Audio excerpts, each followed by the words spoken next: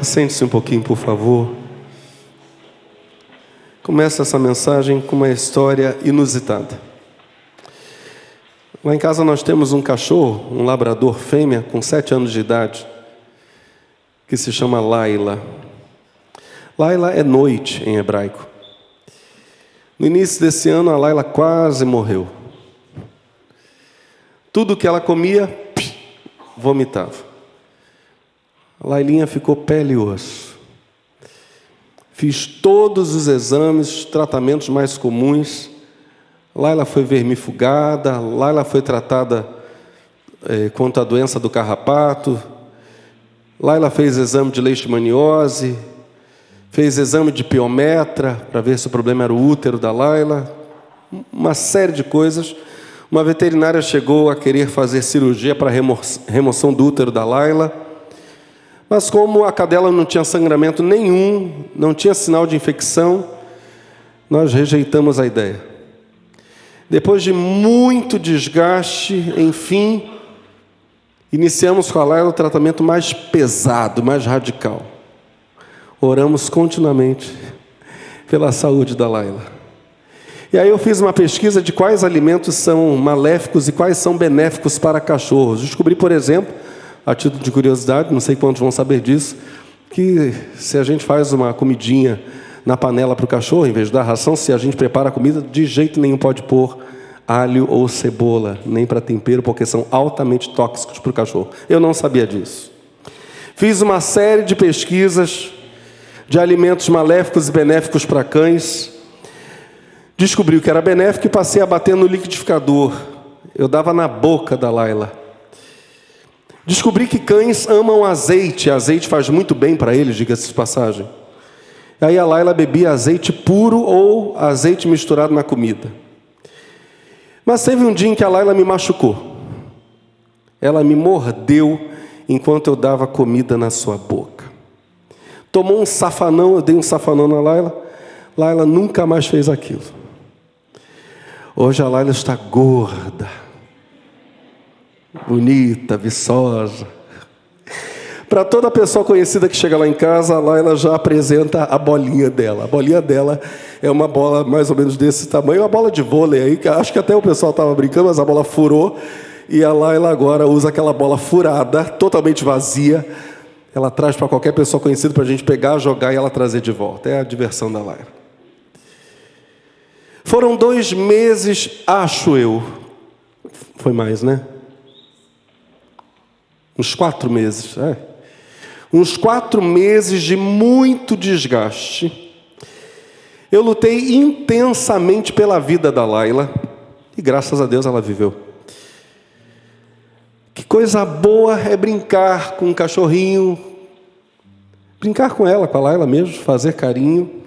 E receber só as lambidas. Nicolas diz que ela é sem vergonha, né? Que ela fica doida para dar uma lambida na boca das pessoas. É uma coisa terrível. Laila tem que aprender respeito. Quem gosta de cachorro vai concordar comigo que cachorro é um bicho realmente amigo. Alguém certa vez disse até que por detrás de uma criança.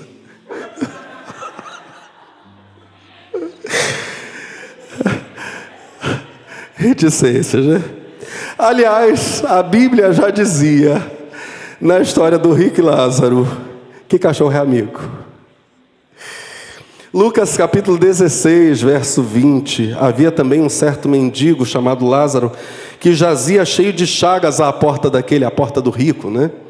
E desejava alimentar-se com as migalhas que caíam da mesa do rico, e os próprios cães vinham lamber-lhe as chagas. Já pregamos sobre isso aqui no passado, mas Jesus, com essa história, está mesmo ressaltando o contraste entre a atitude de desprezo do rico e a atitude de cuidado dos cães. Então esse gesto de virem lamber as feridas de Lázaro aqui é algo que os cachorros fazem para sarar pessoas. A lambida deles é altamente curativa. Então aqui os animais, os cães, estão cuidando de alguém, no caso Lázaro, a quem o rico, ou de quem o rico não cuidou. Mas esta mensagem evidentemente não é sobre etologia. Etologia é o estudo do comportamento animal. Não é sobre etologia canina. E por causa disso mesmo, eu preciso contar para vocês o que eu descobri a meu respeito, naquele processo de cuidado com a Laila, por pelo menos 4 meses. Eu descobri que eu amo demais a Laila e que perdê-la seria para mim um luto real.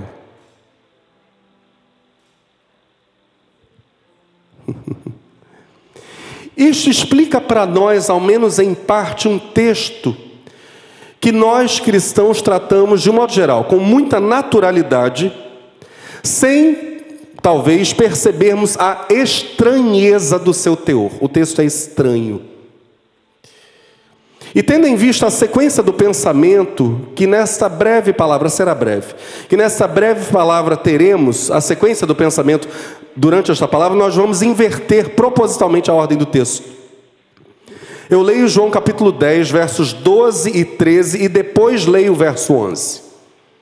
Versos 12 e 13. Mas o mercenário, que não é pastor, de quem não são as ovelhas, vê vir o lobo e deixa as ovelhas e foge. E o lobo as arrebata e dispersa. Ora, o mercenário foge, porque é mercenário e não tem cuidado das ovelhas.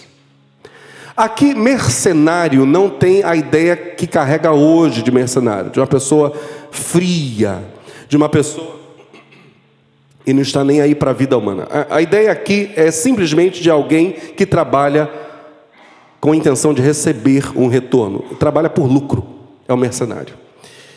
Eu, olhando para esse texto, eu preciso dizer para vocês que, obedecendo a uma lógica fria, obedecendo à racionalidade pura, faz todo sentido um ser humano cuidar de ovelhas apenas com intenção de lucro e, para salvar a própria vida, permitir que o lobo chegue a arrebatar, capturar alguma dessas ovelhas. Isso faz todo sentido.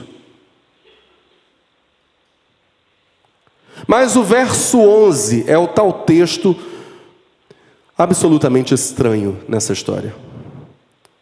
No verso 11, Jesus diz: eu sou o bom pastor. O bom pastor dá a sua vida pelas ovelhas. E isso não faz sentido. O que vale mais?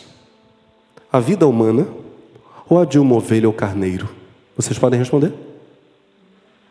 É lógico. O texto é no mínimo estranho.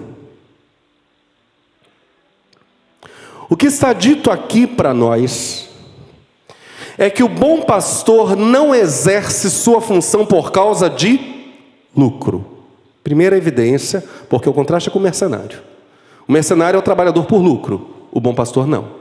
Então já de cara nós sabemos que o bom pastor não exerce sua função por lucro. E mais, e aqui está ligado à história que contei para vocês no início dessa breve reflexão.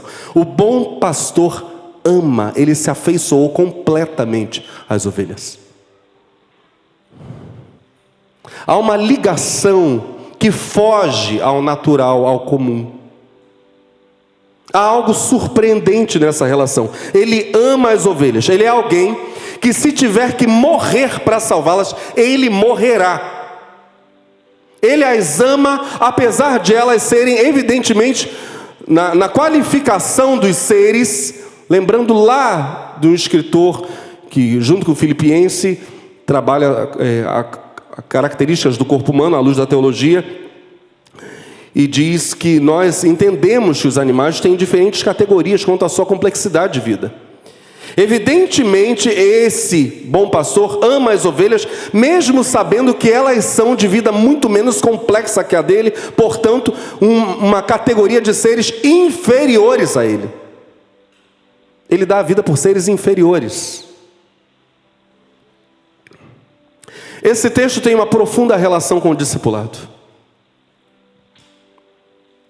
O discipulado é paixão por tudo aquilo que parece inferior.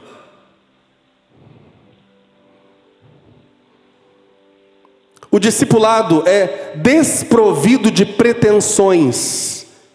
Ele não é a busca por coisas inferiores, ele é exatamente o inverso. Coisas superiores, digo. Ele é exatamente o inverso. Ele é a busca por coisas inferiores. Ele é a luta por coisas inferiores. Ele é a entrega por coisas inferiores. Ele não é a busca de coisas superiores. O verdadeiro mestre ou o verdadeiro discipulador é tão desprovido de pretensões quanto o bom pastor é desprovido da própria vida. Ele abre a mão da própria vida pelas suas ovelhas. Jesus nos apresenta então em João 10 um conceito completamente radical e revolucionário. Está falando de homens, de obreiros, de cristãos que dão a vida por coisas aparentemente bem menos valiosas que a vida deles. O verdadeiro mestre não está ali ensinando porque ele busca um status renomado. Isso não faz o menor sentido para o discipulado. Não é essa a sua motivação para nenhum dos seus atos. Ele está ali discipulando. Ele está ali cuidando de pessoas porque ele ama Cristo e ama pessoas. Pessoas com a vida muito menos resolvida que a dele.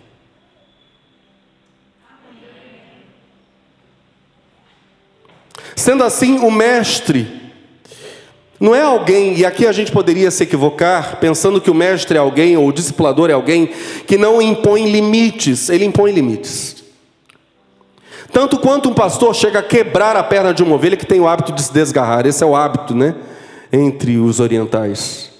O bom discípulo vê a entrega do discipulador e sabe não apenas das ações do seu discipulador, do seu mestre, mas sabe das intenções. Ele percebe as intenções e concorda, e cede, e aquece, e caminha ao lado. Ele percebe que o bom discipulador perdeu, deixou de ganhar para poder cuidar, e aprecia essa conduta e faz igual. Esse é o processo do discipulado. Pessoas que abrem mão, que deixam de ganhar e são imitadas na sua generosidade. O mau discípulo, ao contrário disso, é alguém que busca benefício pessoal. Agora, olha o problema. Ele espera que o seu discipulador, o seu mestre, busque a mesma coisa. Ele também espera que o seu discipulador busque benefício pessoal, com até a esperança de que o seu discipulador compartilhe com ele, discípulo, os benefícios que ele conseguir, que ele auferir. O mau discípulo tem interesses. O mau discípulo tem ambições. No final desse mesmo capítulo 10 de João, o Senhor Jesus vai se declarar divino e os judeus tentarão apedrejá-lo. Aí a Bíblia diz que eles entram no novo debate. Jesus, quando os vê se aproximando para apedrejá-los, aborda com palavras, os trata com palavras e os tira dessa ideia de apedrejamento.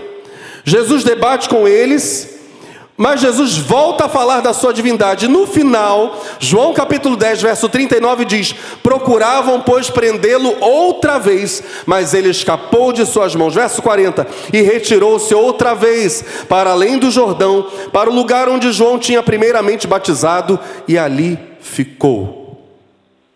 Então Jesus sai do meio da turma para um local ermo. Entramos no capítulo seguinte, João capítulo 11, e lemos, verso 1. Estava então enfermo um certo Lázaro de Betânia, aldeia de Maria e de sua irmã Marta. Ora, Jesus amava a Marta e a sua irmã e a Lázaro. Estou lendo agora o verso 5. Verso 6. Ouvindo, pois, que estava enfermo, ficou ainda 2 dias no lugar onde estava. Depois disso, disse aos seus discípulos: vamos outra vez para a Judéia. Disseram-lhe os discípulos: Rabi, ainda agora os judeus procuravam apedrejar-te, e tornas para lá. Verso 16, disse, pois, Tomé, chamado Dídimo, aos condiscípulos: vamos nós também para morrermos com ele. Tomé parece ser aqui a pessoa que verbaliza, que põe em palavras a expectativa que era a dele e talvez de outros companheiros, outros discípulos. Discípulos tão maus discípulos quanto ele, Tomé. O que ele verbaliza aqui é o seguinte: para que retornar ao território em que se corre perigo? Afinal de contas, o mau discípulo busca benefício pessoal. E ele espera que seu mestre busque o mesmo, seu discipulador, na esperança de compartilhar com ele, discípulo, algum benefício. Se Jesus ficasse longe da Judeia, os discípulos também estariam a salvo. Se, porém, Jesus fosse em direção ao perigo, todos estariam correndo risco.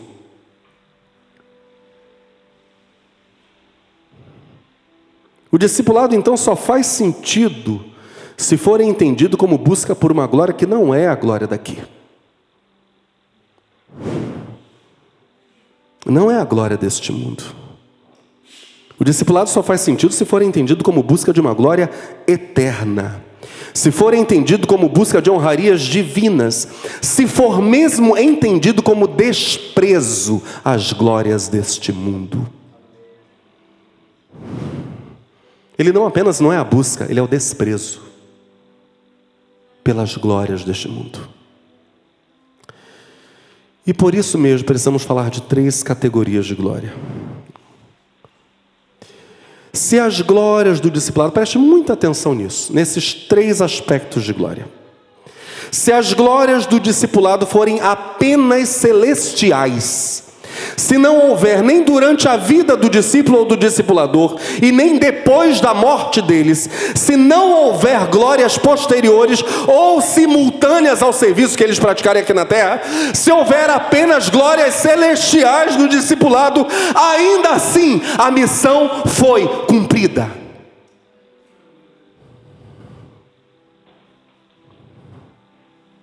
Pastor, isso não é confortável.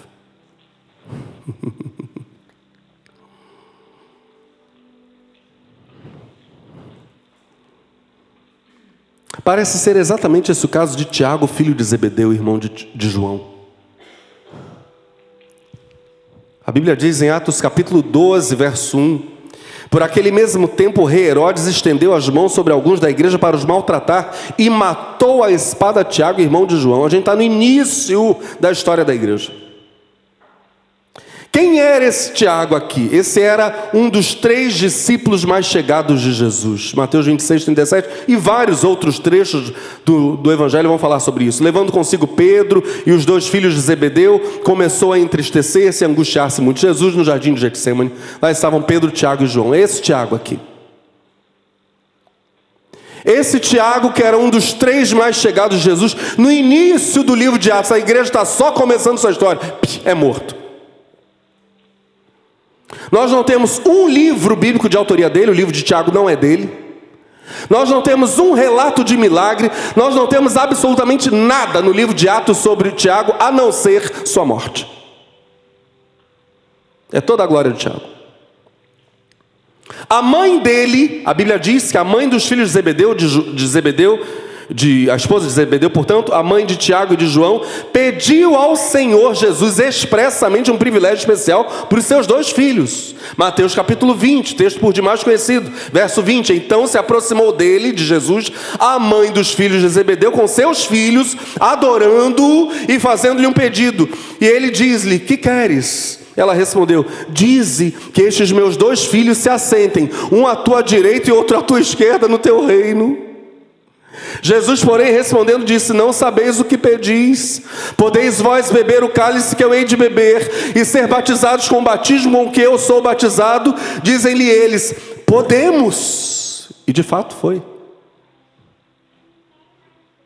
E diz-lhes ele: na verdade, Jesus confirma, bebereis o meu cálice.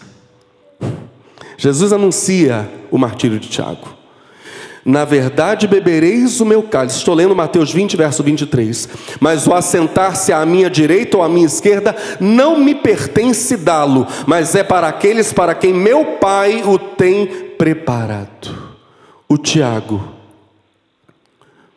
cuja mãe pediu glória a Jesus, uma honra especial. O Tiago que andou com Jesus, inclusive, lembremos-nos disso, vendo de perto milagres, por exemplo, a ressurreição da menina de 12 anos, só os 3 mais chegados de Jesus viram aquilo, e outros milagres que foram de manifestação exclusiva para os 3 mais chegados. Esse Tiago tão próximo de Jesus não durou muito tempo. Mas se as glórias do discipulado forem apenas celestiais para Deus, a missão foi cumprida. Tiago cumpriu sua missão. Ele atendeu ao seu chamado apostólico, andou com Jesus por aproximadamente 3 anos. Depois foi preso por Herodes e foi morto. Em segundo lugar, se as glórias celestiais e somente após a morte do discípulo ou do mestre manifestarem-se como glórias terrenas póstumas, se somente essas 2 glórias se manifestarem, as glórias celestiais e as glórias que vêm depois da morte do discipulador ou do discípulo, a missão foi cumprida. Parece ser exatamente essa ideia que o Apocalipse apresenta para nós quanto às 2 testemunhas, que já foi pregado isso aqui detidamente, representam a igreja de todas as eras, em cuja missão, ou seja, a pregação do Evangelho, se resumem a lei e os profetas. Apocalipse capítulo 11, verso 3: E darei poder às minhas 2 testemunhas, e profetizarão por 1260 dias, isto é, e aqui recapitulando alguns conceitos, 3 anos e meio, a era imperfeita. Nós estamos nesta era. Volto à leitura. E darei poder às minhas 2 testemunhas, e profetizarão por 1260 dias, vestidas de pano de saco. Diga comigo, vestidas de pano de saco. Essa é a ideia de alguém que anda sem a pompa do mundo. Eles não estão de luto. A ideia é que não é luto. Ninguém morreu. Eles estão com trajes como talvez os trajes dos antigos profetas, desprovidos de glória. Como quem se veste de pele de animal e cinto de couro. Vários profetas aparecem assim na Escritura, né? Pelo menos 2, na verdade. Elias e João Batista. Vestidas de pano de saco, ou seja, sem aprovação, sem glória deste mundo. Verso 4: Estas são as 2 oliveiras e os 2 castiçais que estão diante do Deus de toda a terra. Lembrando lá sobre a mensagem recém-pregada aqui, numa das mensagens de discipulado mesmo, as 2 oliveiras, lá de Zacarias capítulo 4. Essas 2 testemunhas são os ungidos, dos quais flui azeite. Temos alguém aqui? Aleluia. Estas são as 2 oliveiras e os 2 castiçais que estão diante do Deus da terra. Verso 7. E quando acabarem o seu testemunho, ou seja, quando cumprirem a sua missão, e quando acabarem o seu testemunho, a besta que sobe do abismo lhes fará guerra, e as vencerá e as matará. E aqui a gente relembra uma das grandes ironias do texto apocalíptico, é Deus zombando do inimigo mesmo, uma ironia na linguagem, pois quem morre depois de dar seu testemunho não foi vencido. Verso 8: E jazerá o seu corpo morto na praça da grande cidade, que espiritualmente se chama Sodoma e Egito, onde o seu Senhor também foi crucificado. Quando a Bíblia diz nos 4 evangelhos e em outros textos que Jesus foi morto em Jerusalém, não numa Sodoma literal. E mais, o texto aqui fala da grande cidade que se chama Sodoma e Egito. Egito não é uma grande cidade, mas um país. Ou seja, essas duas testemunhas morrem e morrerão, martirizadas em toda parte, em todo lugar nesta era imperfeita deste mundo caído. Mas há uma promessa para elas, e há uma promessa, portanto, para todos os fiéis que morrem por amor a Cristo. Aleluia.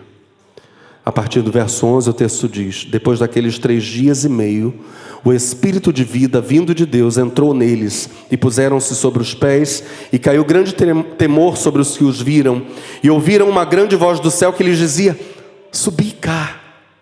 E subiram ao céu em uma nuvem, e os seus inimigos os viram.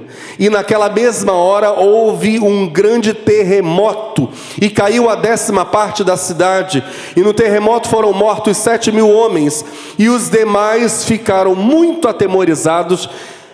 Agora diga comigo: e deram glória ao Deus do céu. Olha só, depois da morte das testemunhas e de sua ressurreição, Deus dá testemunho delas, Deus as honra, e alguns seres humanos reconhecem isso, como diz o texto, dando glória ao Deus do céu.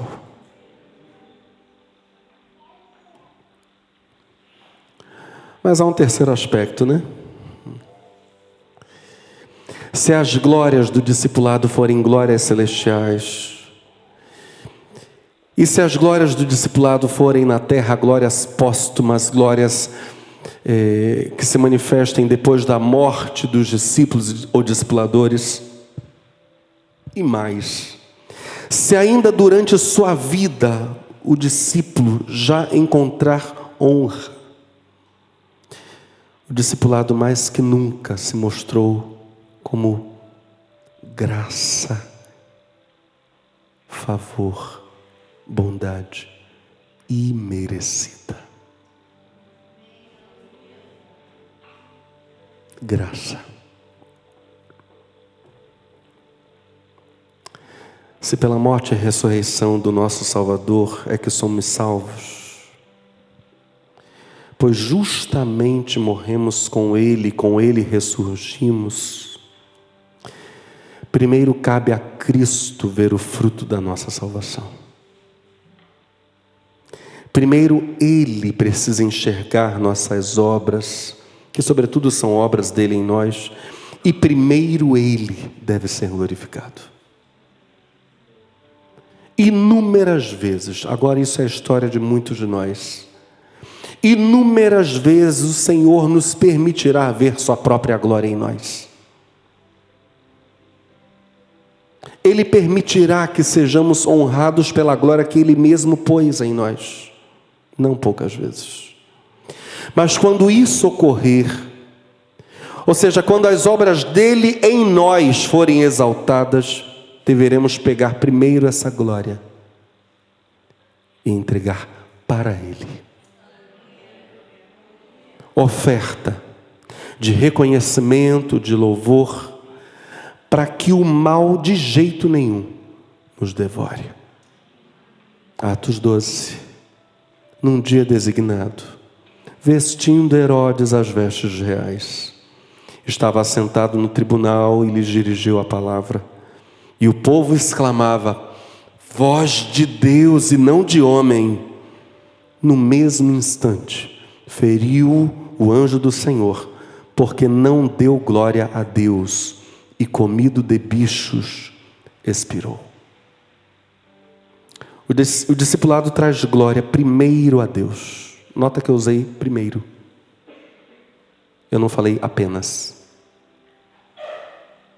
O discipulado traz glória primeiro a Deus, depois aos homens. As relações de honra a seres humanos são inclusive na Bíblia citadas. Há pessoas, porém, e esse é o grande problema, é o final da palavra. Há pessoas, porém, que não investem suas vidas em coisas que não lhes garantem lucro, em coisas que não lhes dão status, que não lhes atribuem humanamente glória. Eles não investem a vida nisso. Esse é um espírito mercenário, mas na pior modalidade de João capítulo 10. É um espírito mercenário. Verdadeiros discípulos fazem outros discípulos, não porque têm em vista algo a ganhar, mas porque amam. Essa é a primeira motivação, porque eles amam a Cristo e desejam que Ele seja primeiro glorificado. A primeira motivação dos discípulos não é o que eles podem ganhar, não é a primeira, é a segunda. Em segundo lugar, e Paulo vai dizer isso com todas as letras, né? Eles esperam seu galardão, eles buscam sua recompensa.